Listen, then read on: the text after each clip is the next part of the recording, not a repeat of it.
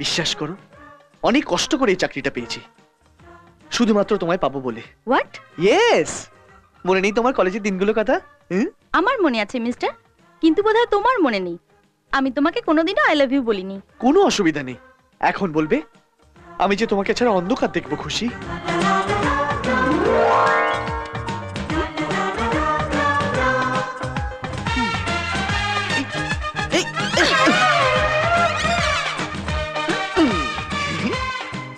কি ব্যাপার কি?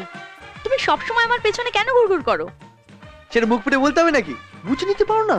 না, জানি না। তুমি জানো আমার দুটো দাদা আছে, জানতে পারলে? আমার 3টে দাদা আছে।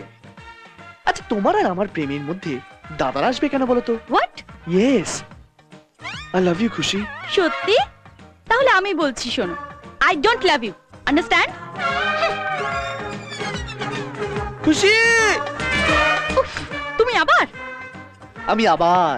তুমি যতক্ষণ আমার আই লাভ ইউ বলছো ততক্ষণ তোমার পেছনে আমি ছাড়ছি না। আর আমি তোমাকে কোনোদিন বলবো না। হ্যাঁ? চল। এই শোনো না খুশি, খুশি, খুশি, এই দাদা কিছু লাগবে দাদা? হ্যাঁ লাগবে। ওই মেয়েটাকে আমার লাগবে। যাই না রে, এটা দে, যাও। তুমি শোধরাবে না। না না, আমি শুধরাবো না। তোমায় না পেলে এই জন্মে কেন, সামনে 7 জন্মে আমি শুধরাবো না। তুমি আমার দাদাদের চেনো না। না চিনলে কোনো অসুবিধা নেই, তোমার দাদারা আমাকে খুব শিগগিরই চিনে ফেলবে জামাই হিসেবে।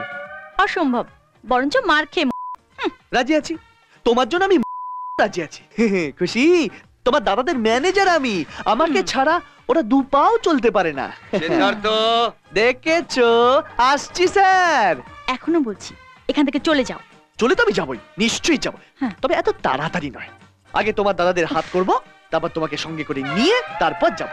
খুশি, তোমার দাদাদের জীবন আমি। দেখছো না, 2 মিনিট তোমার সাথে কথা বলছি, তার মধ্যে কতবার ডাকাডাকি করছে। আসছি স্যার।